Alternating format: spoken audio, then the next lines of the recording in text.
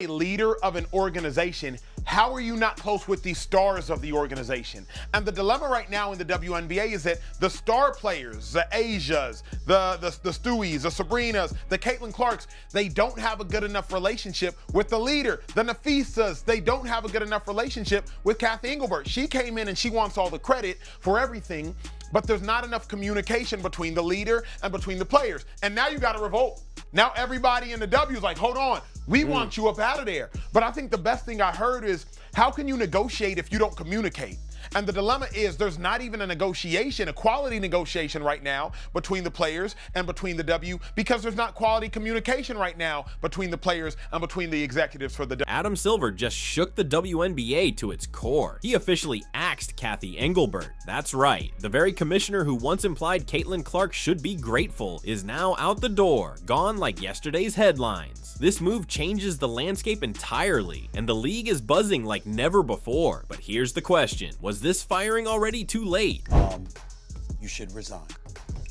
You need to resign, period.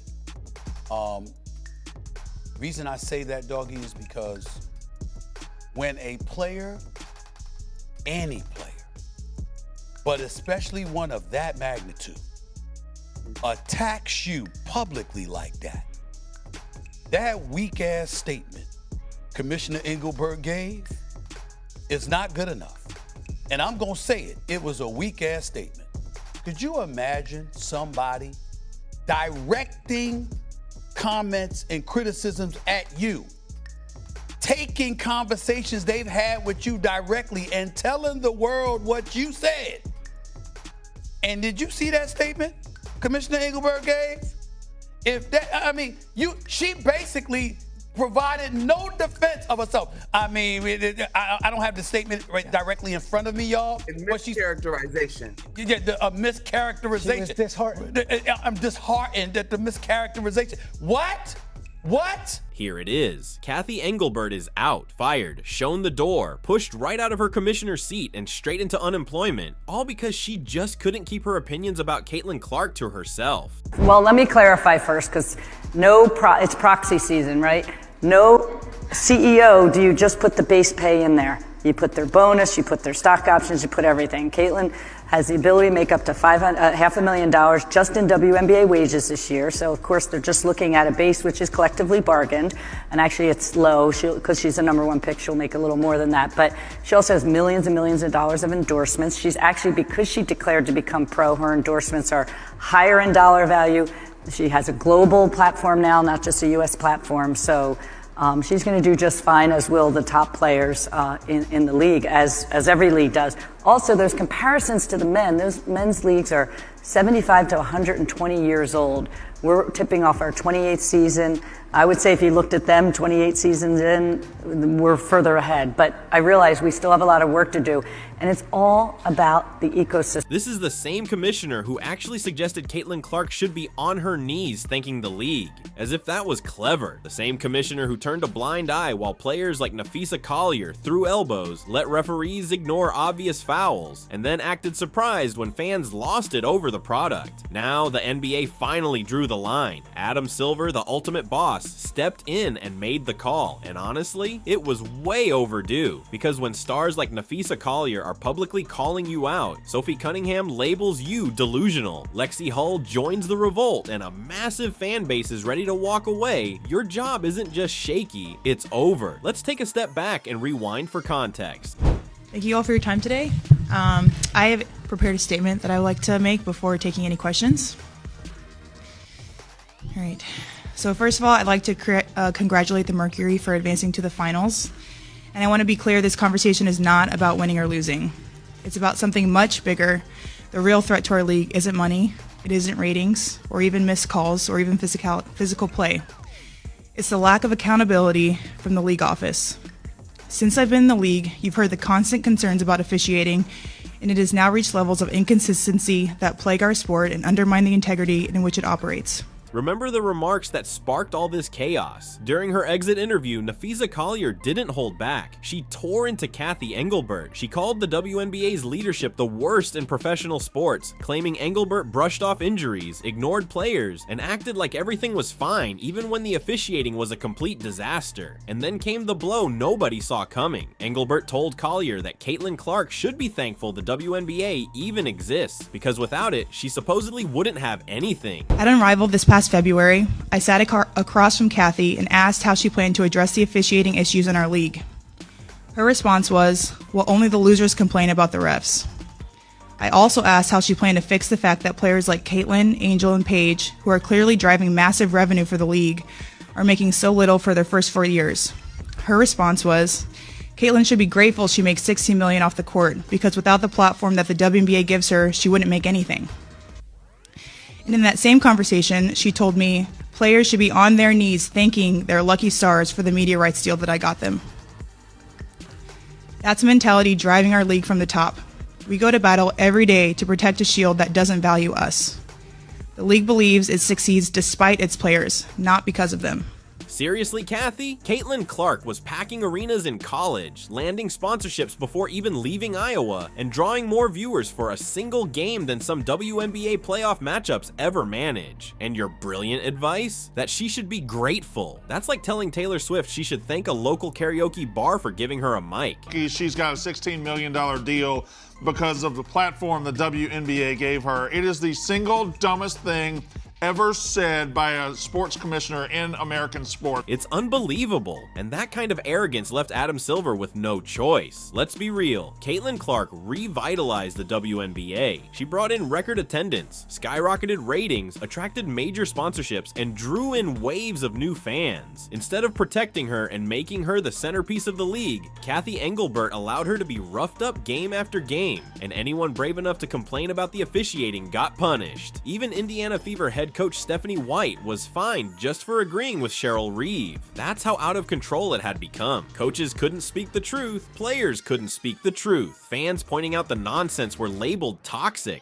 That's when Adam Silver stepped in, and make no mistake, this isn't just about Clark. It's about saving the entire league from spiraling out of control because Engelbert couldn't connect with players, couldn't manage referees, and treated the WNBA like a corporate boardroom instead of a professional sports league. Now let's talk referees. Fans have been complaining all season about inconsistency. Players have been complaining about over-the-top physicality. And Engelbert's response? We have the best refs in the world. The best in the world? These are the same officials who couldn't call a flagrant when someone got slammed through the scorer's table. Even Becky Hammon pointed it out. If the NBA ran like this, fights would be breaking out nightly. In the WNBA, chaos was allowed to slide because apparently drama is good for business. Drama is great until your star is lying on the court clutching her ribs while ratings drop. Drama is fine until Nafisa Collier is sidelined with ankle injuries. Drama works until fans say enough and stop showing up. That's exactly what happened. Ratings dipped, attendance outside Fever games stagnated, and viewers skipped non-Clark matchups. Engelbert, she kept insisting everything was fine. That's why Silver pulled the trigger. The WNBA had a golden goose in Clark, and Engelbert was roasting it instead of protecting it. Now, about timing. Some will argue Silver waited too long. Others will say he acted decisively. The truth, he acted just in time. You can't have multiple players going viral blasting your commissioner,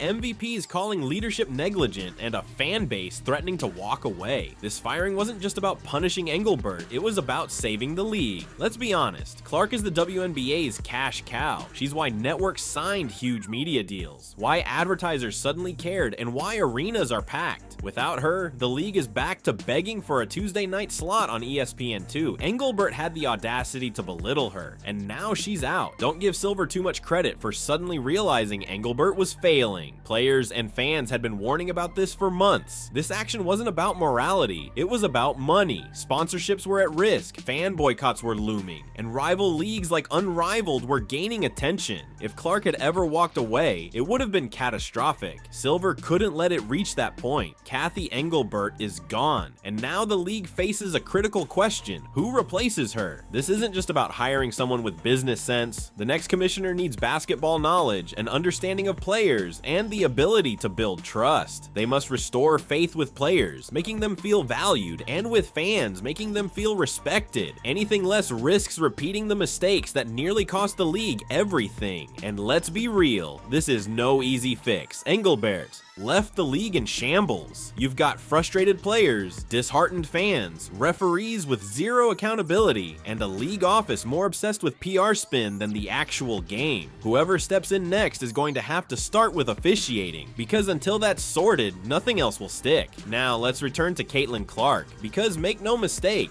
this firing revolves around her. She's at the center of the storm. Her treatment on the court, the way she's been dismissed off it, and her immense value to the league are exactly why Silver finally acted. And here's the irony. Engelbert thought Clark needed the WNBA more than the WNBA needed her. The reality? The league needed Clark, and now it has to prove it values her before she looks elsewhere. So where does that leave us? A commissioner gone in the middle of a scandal, a fan base furious yet hopeful, a league scrambling to salvage credibility, and a superstar, Clark, who for the first time this season might actually feel like the adults in the room are taking her seriously. But don't be fooled. This doesn't solve everything. Firing Engelbert is just step one. There's still a mountain of problems. Shoddy officiating, inconsistent discipline, poor communication with players, and a culture of fines instead of real accountability. The new commissioner has to reverse that, and fast. And here's one more key point before we move on. Notice how quickly Sophie Cunningham and Lexi Hull rallied behind Collier. That wasn't by chance. It was a coordinated revolt. The players sensed weakness at the top and they pounced. And good for them. Without that pressure, without the public outrage, Silver might have let Engelbert keep limping along. Instead, she's out, and the WNBA is forever changed. Now, here's where things get really interesting. Engelbert is gone, but the fallout has only just begun. Let's be clear, Silver didn't fire her because he suddenly cares more about players. He fired her because she embarrassed the league. When Nafisa Collier, Cunningham, and Hull go viral blasting the commissioner, that's not something you can spin away. Silver had to protect the NBA's investment. Remember, the WNBA's media deals are tied directly to the NBA. Silver had billion-dollar networks lined up, and Engelbert's tone-deaf comments about Clark being grateful put that leverage at risk. You don't mess with the golden goose. And again, everything circles back to Clark. This isn't a rookie anymore. This is a second-year pro who's already carried the fever into the national spotlight. She's already broken ratings records, drawn attention, and proven she can be the face of the league. Protecting her isn't optional, it's mission critical. Caitlin Clark is already the face of the league, whether other players like it or not. So what did Cathy Engelbert do? She ignored Clark's impact, brushed off her injuries, and treated her like a pawn in some corporate sustainability game. That wasn't leadership, it was sabotage. Nafisa Collier exposed it perfectly. She revealed that Engelbert literally said, "Only losers complain about the refs." So according to Engelbert, Fever fans raising concerns, losers. Coaches like Stephanie White asking for consistency, losers. Players getting hacked every night on the court,